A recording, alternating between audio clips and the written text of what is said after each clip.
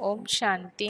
24 अप्रैल 1973 की अव्यक्त मुरली है। मुरली की हेडिंग है अलौकिक जन्मपत्री।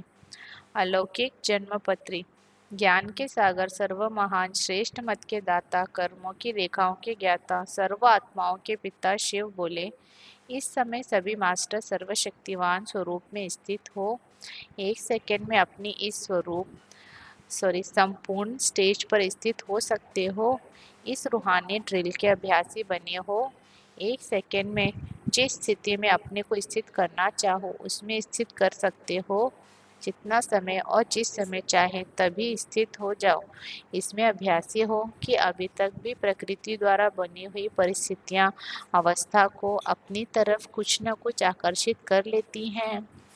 सभी से ज्यादा अपनी देह के हिसाब किताब रहे हुए कर्म भोग के रूप में आने वाली परिस्थितियां अपनी तरफ आकर्षित करती हैं। यह भी आकर्षण समाप्त हो जाए, इसको कहा जाता है संपूर्ण नष्ट मोहा। जिस वस्तु से मोह अर्थात लगन होती है वह अपनी तरफ बार बार आकर्षित करती है। कोई भी देह की वह देह की कोई भी देह की दुनिया की परिस्थिति स्थिति को हिला नहीं सके। इसी स्थिति का ही गायन गाया हुआ है अंगद के रूप में, जो कल्प पहले का गायन है। यही संपूर्ण स्टेज है जो बुद्धि रूपी पांव को प्रकृति की परिस्थितियां हिला नहीं सके। ऐसे बने हो। लक्ष्य तो यही है ना। अभी तक लक्ष्य और लक्षण में अंतर है। कल पहले के गायन और वर्तमान प्रैक्टिकल जीवन में अंतर है। इस अंतर को मिटाने के लिए तीव्र पुरुषार्थ की युक्ति कौन सी है? जब युक्तियों को जानते भी हो फिर अंतर क्यों? क्या नेत्र नहीं है या नेत्र भी है लेकिन नेत्र को योग्य समय पर यूज करने की योग्यता नहीं है? जितनी योग्यता उतनी महानता दिखाई देती है। महानता की कमी के कारण जानते हो, जो मुख्य मान्यता सदैव सुनाते भी हो रहते हो, उस मान्यता की महीनता नहीं है। महीनता आने से महावीरता आ जाती है। महावीरता अर्थात महानता। तो फिर कमी किस बात की रही? महीनता की। महीन वस्तु तो किसी में भी समा सकती है। बिना महीनता के कोई भी वस्तु जहाँ जैसा समाना चाहे वैसे समा नहीं सकती।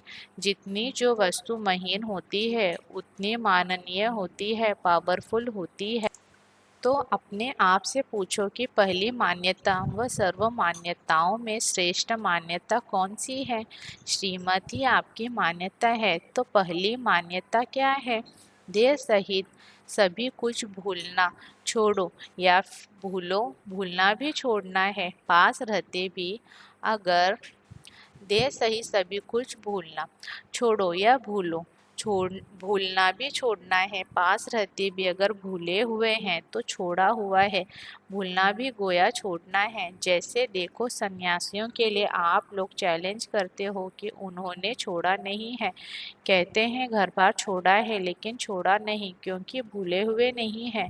ऐसे ही अगर सरकमस्टांसेस प्रमाण बाहर के रूप से अगर छोड़ा भी अर्थात किनारा भी किया लेकिन मन से यदि भूले नहीं तो क्या उसको छोड़ना कहेंगे? यहाँ छोड़ने का अर्थ क्या हुआ? मन से भूलना। मन से तो आप भूले होना तो छोड़ा। मन से भूलना। मन से तो आप भूले हुए होना तो छोड़ा है ना? या कि अभी भी छोड़ना है?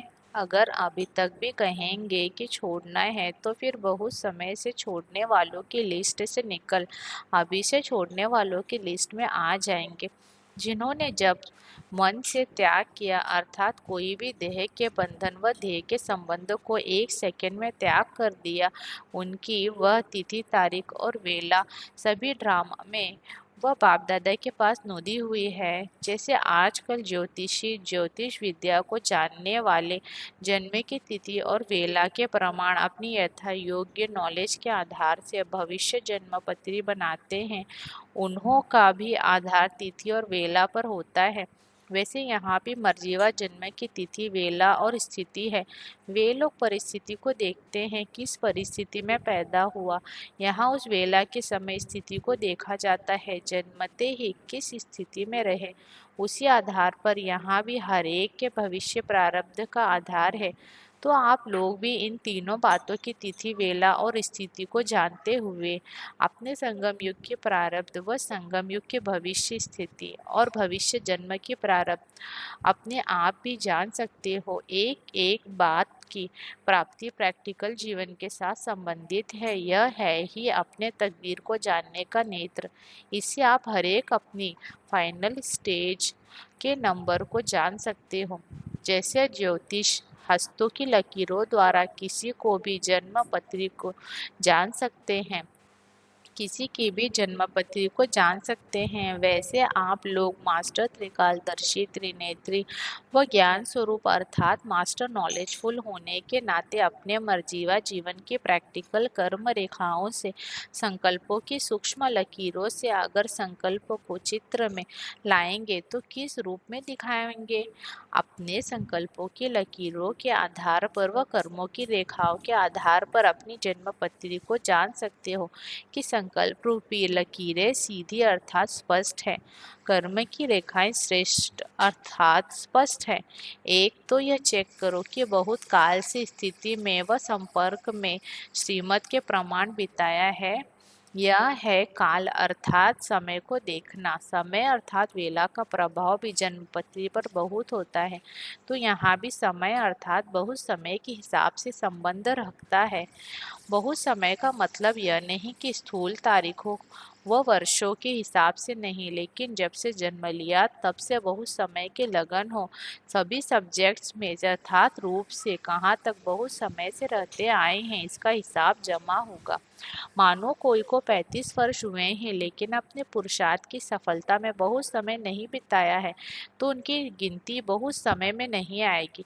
अगर कोई 35 वर्ष के बदले 15 वर्ष से आ रहे हैं लेकिन 15 वर्ष में बहुत समय पुरुषार्थ की सफलता में रहा है, तो उनकी गिनती जास्ती में आएगी। बहुत समय सफलता के आधार पर गिना जाता है तो वेला का आधार ही हुआ ना। बहुत समय के लगन में मग्न रहने वाले को प्रारब्ध भी बहुत समय तक प्राप्त होती है। अल्पकाल की सफलता वालों की अल्पकाल अर्थात 21 जन्म में थोड़े जन्म की ही प्रारब्ध होती है, बाकी साधारण प्रारब्ध। इसलिए ज्योतिषी लोग भी वेला को महत्व देते हैं। बहुत काल से निर्विघ्न अर्थात कर्मों की रेखा क्लियर हो, उसका आधार जन्म पत्री पर होता है। जैसे हस्तों की लाइन में अगर बीच बीच में लकीर कट होती है तो श्रेष्ठ भाग्य नहीं गिना जाता है, वह बड़ी आयु नहीं मानी जाती है। वैसे ही यहाँ भी अगर बीच बीच में विघ्नों के कारण बाप से जुटी हुई बुद्धि की लाइन कट होती रहती है, वह क्लियर नहीं रहती है, तो बड़ी प्रारब्ध नहीं हो सकती। अभी अपने आप को जान सकेंगे कि हमारी जन्मपत्री क्या है, किस पद की प्राप्ति नोंदी हुई है। जन्म पत्री में दशाएं भी देखते हैं। जैसे बृहस्पति की दशा रहती है, क्या बहुत समय बृहस्पति की दशा रहती है या बार बार दशा बदलती रहती है? कभी बृहस्पति की, कभी राहु की। अगर बार बार बदलती है अर्थात निर्विघ्न रहती है, तो प्रारब्ध की बहुत समय के लिए निर्विघ्न राज्यों में नहीं पा सकते, तो प्रारब्ध भी बहुत समय के लिए निर्विघ्न राज्य में नहीं पा सकते। तो यह दशाएं चेक करो कि शुरू से लेकर अभी तक कौन सी दशा रही है। जन्म पत्री में राशि देखते हैं। यहाँ कौन सी राशि है? यहाँ 3 राशि है। एक है महारथी की राशि, दूसरी है घोड़ेसवार की और तीसरी है प्यादे की। इन तीनों में से अपनी राशि को भी देखो कि शुरू से अर्थात जन्म से ही पुरुषार्थ की राशि महारथी की रही या घुड़सवार या प्यादे की रही है। इस राशि के हिसाब से भी जन्म पत्री का मालूम पड़ जाता है। मास्टर त्रिकालदर्शी का ज्ञान स्वरूप बन अपनी जन्म पत्री स्वयं ही चेक करो और अपने भविष्य को देखो।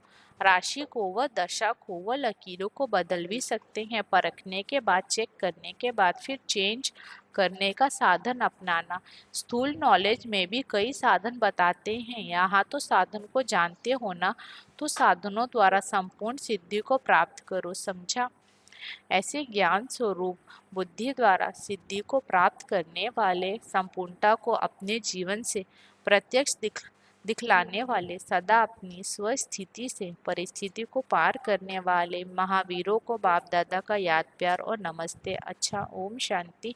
इस मुरली की विशेष बातें, कोई भी देह की वह देह की दुनिया की परिस्थिति स्थिति को हिला न सके, इसी स्थिति का ही तो गायन है अंगद के रूप में, जो बुद्धि रूपी पांव को प्रकृति की परिस्थितियां हिला न सके। अच्छा, ओम शांति।